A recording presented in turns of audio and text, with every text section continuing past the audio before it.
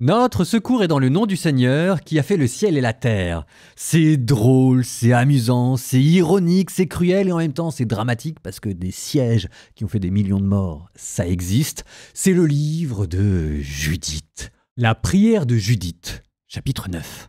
Ah si, je vais faire un tout petit commentaire avant la prière, parce que les prières c'est toujours très beau, mais j'ai toujours peur qu'on passe à côté. Et là vous allez voir en fait dedans, il y a des petites clés de lecture qui la rendent, oh là là là là, qui la rendent très savoureuse cette prière. Qui va commencer par « Seigneur, Dieu de mon père Siméon ». Qu'est-ce que ça vient faire là cette allusion à Siméon? Eh bien Siméon c'est un des enfants de Jacob. Et pourquoi est-ce que Judith vous en parle? C'est parce que ça lui permet de se souvenir d'une histoire du viol de Dina. C'est curieux ça de commencer sa prière comme ça. Je sais pas si vous vous souvenez, mais Dina c'était dans le livre de la Genèse. Il y avait le chef d'un village qui l'avait violée, et en violant Dina, il était tombé amoureux d'elle. Il était ensuite allé voir Jacob pour demander la permission de se marier avec Dina. Et Siméon, l'ayant appris, avec ses frères, avait un plan. Ils avaient dit au village de se circoncire et que là ils accepteraient le mariage. Le village s'était circoncis et était devenu malade à cause de la circoncision, et là ils avaient tué tout le monde. Donc Judith qui dit au début de sa prière « Seigneur, Dieu de mon père Siméon » et qui parle ensuite d'un viol, c'est une manière de voir en Dieu celui qui a protégé les femmes exploitées, abusées, violées. Toi qui as dit, c'est ce que vous entendrez, toi qui as dit c'est inadmissible. Et qui ensuite, par l'intermédiaire de Siméon, avait tué tous les violeurs. Et vous entendrez dans cette prière tout le réquisitoire que Judith fait contre 2000 ans d'exploitation féminine. Ah, elle règle ses comptes enfin. Voire même, on a l'impression que la sexualité la dégoûte, tellement c'est devenu un moyen d'exploiter les femmes. Et je vous jure, c'est pas moi qui l'invente. Vous allez voir, c'est vraiment dans le texte. Et c'est même le fil rouge de cette prière. Judith, chapitre 9.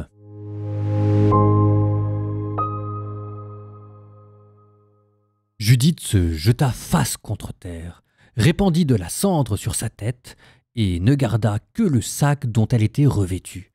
C'était précisément l'heure où, à Jérusalem, on présentait l'encens du soir dans la demeure de Dieu.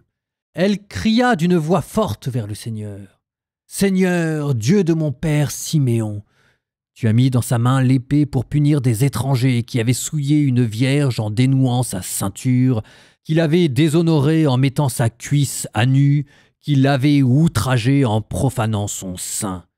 Toi, tu avais dit, c'est inadmissible. Pourtant, ils le firent. En représailles, tu as livré leur chef au massacre. Par tromperie, tu as livré au sang la couche qui avait rougi de leur tromperie. Tu as frappé les esclaves à côté des princes et les princes sur leur trône. Tu as livré leurs femmes au rapt, leurs filles à la captivité et tout leur butin en partage aux fils que tu aimes. Eux qui, brûlant d'ardeur pour toi, pris de dégoût pour la souillure de leur sang, t'avaient appelé au secours. Ô Dieu, mon Dieu, moi, une veuve, exauce-moi aussi, car c'est toi qui as fait le passé, le présent et l'avenir. Ce qui est maintenant et ce qui viendra, ton esprit l'a conçu, et ce que tu avais dans l'esprit est advenu. Les œuvres que tu as voulues se sont présentées en disant « Nous voici », car tous tes chemins sont préparés et ton jugement, c'est ta prescience qui la fonde. Car innombrable est devenue l'armée des Assyriens. De leurs chevaux et cavaliers, ils se sont prévalus. Du bras de leurs fantassins, ils ont tiré orgueil. Ils ont mis leur espoir dans le bouclier, dans le javelot, l'arc et la fronde. Ils n'ont pas reconnu que tu es le Seigneur, le briseur de guerre.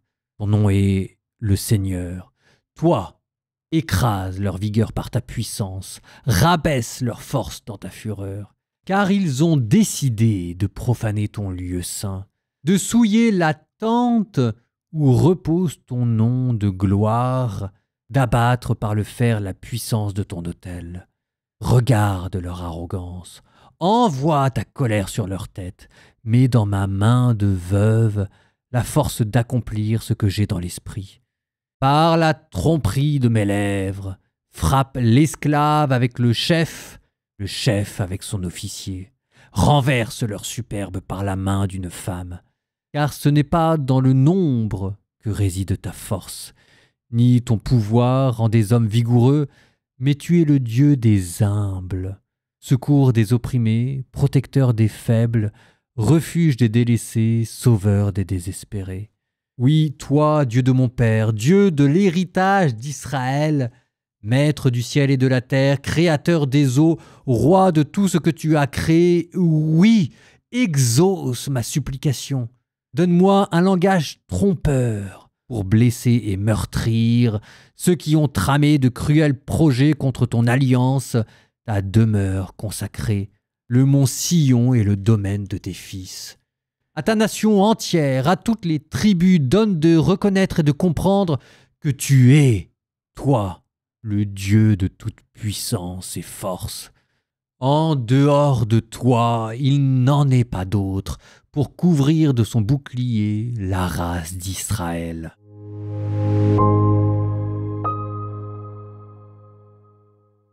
Parfois on parle de plot twist dans les romans. Le plot twist, c'est de vous dire que tout d'un coup, il y a un virage à 180 degrés qui est pris, on ne sait pas d'où ni pourquoi, et ça met l'intrigue sur des nouveaux rails. Et bien de manière étonnante, le plot twist dans l'histoire de Judith, il est dans cette prière. En rappelant l'histoire de Dina et de Siméon, ce que Judith demande à Dieu, c'est de pouvoir, à l'instar de Siméon, venger toutes les femmes. Il s'agit presque moins de sauver le peuple israélite que d'aider toutes ces femmes qui vont être violées et exploitées par les Assyriens. Deuxième chose très particulière dans cette prière, Judith, c'est quand même la première femme qui, ouvertement, prie Dieu pour devenir une bonne menteuse, qui assume devant Dieu son rôle de subversion, son rôle de transgression et son rôle de déception. Parce que des femmes qui utilisent des subterfuges, ça existe, on avait déjà vu Yaël, et même des hommes qui utilisent des subterfuges, ça s'est vu aussi. Jacob, Israël, elle a passé sa vie dans la roublardise. Mais Judith, elle l'assume sans aucun complexe. Elle va voir Dieu pour lui dire « Je vais tricher et je te demande de m'aider à tricher ». Verset 10 « Par la tromperie de mes lèvres, frappe l'esclave avec le chef avec son officier, renverse leur superbe par la main d'une femme. Donne-moi un langage trompeur pour blesser et meurtrir. » Ce qui est très étonnant parce que jusqu'à présent, on avait plutôt l'impression que la roublardise était plutôt du côté des patriarches dans l'ancien temps et qu'au fur et à mesure, le but c'était quand même plutôt d'être soumis et de jouer le jeu des institutions. Souvenez-vous d'Esther. Esther, elle n'aurait jamais fait cette prière.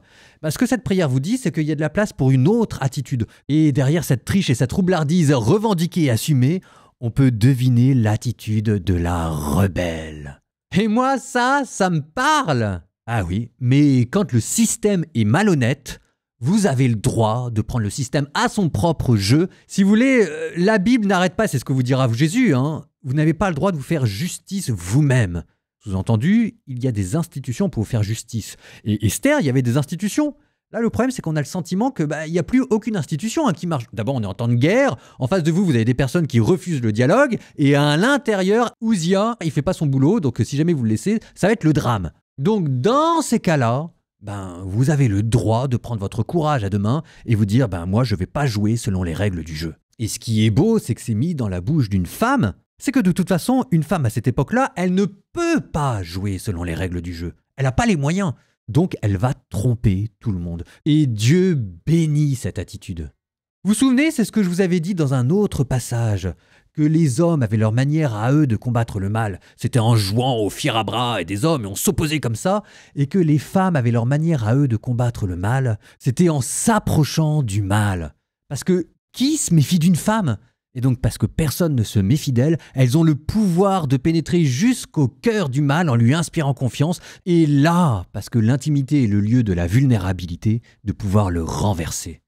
Donc avec tout ça, moi je pense que c'est une prière que vous pouvez relire gentiment, voir si jamais je me trompe ou si jamais je me trompe pas, mais vous sentez bien quand même qu'il y a un petit côté rebelle dans cette prière, non ? Proverbe 25, 11, 15. Pomme d'or incrustée d'argent, la parole dite à point nommé. Anneau d'or, collier d'or pur, la critique du sage pour l'oreille attentive. Fraîcheur de neige, un jour de moisson. Tel est le messager fidèle pour qui l'envoie, vrai réconfort pour son maître. Des nuages et du vent, mais point de pluie, tel est l'homme qui promet au contraire monts et merveilles. À force de patience, on peut fléchir à un juge, une langue délicate peut broyer un os. Ah, c'est des beaux proverbes aujourd'hui.